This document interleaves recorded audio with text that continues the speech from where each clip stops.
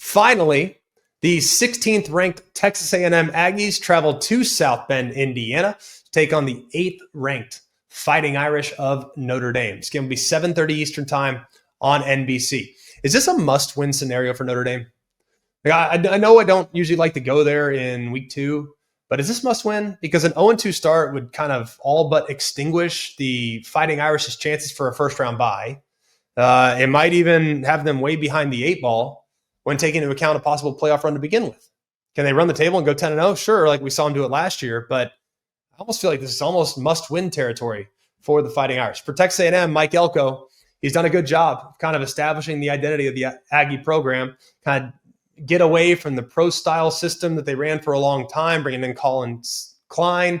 His scheme, which he successfully ran at his alma mater, is kind of a multiple front, attacks with leverage, attacks with tempo, attacks with misdirection, some pre-snap motion, and a physical running game that can create some favorable matchups and explosive plays. On the defensive side is Jay Bateman.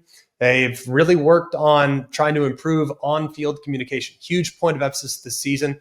They have a greater trust in their defensive backs to hold up in coverage, which should unlock the pass rushers that they have up front. For Notre Dame's Marcus Freeman, they have a great staff. Mike Denbrock was brought to South Bend to try to cultivate quarterback play. He's done so beautifully and kind of create a really quarterback-friendly offense that centers around running the football and highlights their very talented offensive line. On the defensive side, it's Chris Ash. He's new, and they did not generate a lot of pressure against the Miami Hurricanes, and they also played a lot more zone coverage than we've seen in the past. We'll see if that continues against Texas A&M. Texas A&M's Marcel Reed, the output so far has been very impressive. 66% completion, 509 passing, 7 touchdowns, 0 picks. He leads the Aggies in rushing as well with 105 yards and a rushing touchdown. He's a dual threat player and does put a lot of stress on the opposing defense. And Colin Klein's willingness to kind of open up the playbook, it seems like there is a little bit more trust there than there was a year ago. So we'll see exactly how they hold up and how his offensive line can hold up in protection. As far as Notre Dame's CJ Carr is concerned, it was a baptism by fire, man. First career start on the road, under the lights, top 10 opponent, the most challenging environment you could possibly want. And there were a lot of flashes of elite talent in there. He could play off schedule, the way he bought time, ran around, found Micah Gilbert there in the end zone after scrambling 20 yards behind the line of scrimmage was amazing. I think offensive coordinator Mike Denbrock, they kind of implemented a very conservative, RPO-heavy scheme to kind of give him some easy throws, some easy decisions. They're going to take the training wheels off this week, though. I think they can, because I'm very encouraged by what I've seen so far from CJ Carr. Question number 1. Can Notre Dame neutralize the Aggies' edge rushers? Now, A&M has a pretty good front when it comes to wreaking havoc. And Notre Dame has a very celebrated offensive line. It might be the most critical point of the game. Now, A&M lost a lot of quality to the NFL draft last year. They lost 3 defensive linemen to the draft, but it appears like they've kind of reloaded, but they've turned into maybe a little bit more dynamic, a little bit more of a movement unit, a little bit more of a disruptive movement. Now, the leader of that front is 5th-year defensive end Cassius Howell. He was great against Utah State. He recorded something that you don't see very often that's called a sack trick. That is a sack on 3 consecutive plays. It hasn't happened in college football in a very long time. The last time it happened was in 2015, so it'd been 10 years, and he did it against Utah State. First sack, up and under, beats the left tackle around the edge. Second sack, kind of established the outside threat, used a little bit of a inside move. Then on the finale, speed rush around the corner. Like, he showed a lot of pass rush plan, kind of sophisticated plan, and an arsenal of moves that will be really hard for those Notre Dame tackles to stay in front of. And A&M's defensive front, they've already registered 7 sacks this season. Notre Dame's O-line, coming into the season, was supposed to be one of the nation's best. 54 career starts, nearly 2,800 snaps.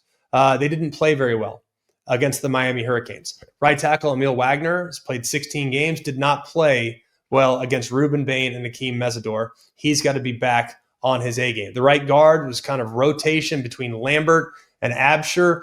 Bit of an issue. Both those guys had challenges throughout the game. Even the veterans on the left side, Billy Schrouth, Anthony Knapp, they didn't play up to their potential as well. So 3 sacks surrendered. That can't happen in this game, not against this disruptive Aggie front. Question number 2. Can Texas A&M stop the run? Jeremiah Love's one of the best backs in the country. He's one of the most explosive, one of the most versatile. He's a true home run threat every time he touches the ball. The problem is he didn't get it enough. You talk to the staff, they're like, all right, Jeremiah Love's going to be featured in every plan. I think he needs 20 carries. I think he needs 20 carries in this game. Anything less, I'll be disappointed. Now, take what the defense gives you. If they're selling out against the run, you got to throw it, so be it. But Jeremiah Love needs his touches. He's got to get 20 in this game. I think take advantage of a Texas A&M defense that has struggled a little bit in the first two games. Look at their game against UTSA. They gave up 200 yards on the ground. They made it a point of emphasis to reestablish the line of scrimmage in week 2, and there was a much better showing against Utah State. They had just 78 rushing yards. But they did a little too much movement, a little too much aggressiveness there up front. Defensively, it led to getting gashed from time to time against San Antonio. If that happens again, we know what Jeremiah Love can potentially do. At the second level, it's Tarian York. He's the heart and soul of the Aggie defense, preseason All-American. He led A&M with 82 tackles last year, had a 10-tackle performance against UT San Antonio. He'll be pivotal in this game in trying to account for the outstanding trio of running backs that Notre Dame has at their disposal. Question number 3, can Texas A&M's O-line win up front? It's a veteran group that hasn't given up a sack. I love their 1-2 punch with Reuben Owens and Le'Veon Moss. And new defensive coordinator, Chris Ash, kind of disappointing there in the front. Kind of disappointing so far. They do have good depth in Bryce Young and Jason Onye and Donovan Heinisch. Just one sack and struggled to kind of get off the field. Now they applied pressure, but they didn't get Carson Beck to the ground. So hopefully that group can take a huge step and neutralize the possibility of these two running backs for A&M getting out into the open field. Question number 4, can Texas A&M's receivers create some separation against an elite secondary? Now, the primary pass catchers are Casey Concepcion. He's a transfer from NC State, and Mario Craver. He's a sophomore. These guys are quick. They run great routes. They create great separation. I also like Ashton Bethel-Roman. So it's really 3 solid wide receivers for the Aggies. They're going to be going against a Notre Dame secondary that has superstars. Leonard Moore and Christian Gray, 2 of the best in the entire country. Now, still adapting a little bit to a little bit more of a zone scheme. I think zone goes out the window this year. I think zone goes out the window in this game. I think you're going to see a Notre Dame defense that gets up into the face and plays a lot of man and challenges the accuracy of Marcel Reed, forcing him to throw against tight coverage into tight windows and see if they can get hands on the football. I really like this secondary still, and I think they're going to revert back to playing the man coverage that they played so well down the stretch last year. Question number 5, how much will hidden yardage play a factor? Now, A&M has really transformed their return game this year. Last year, they're one of the worst punt return teams in the country. They were 124th in the country in yards per return.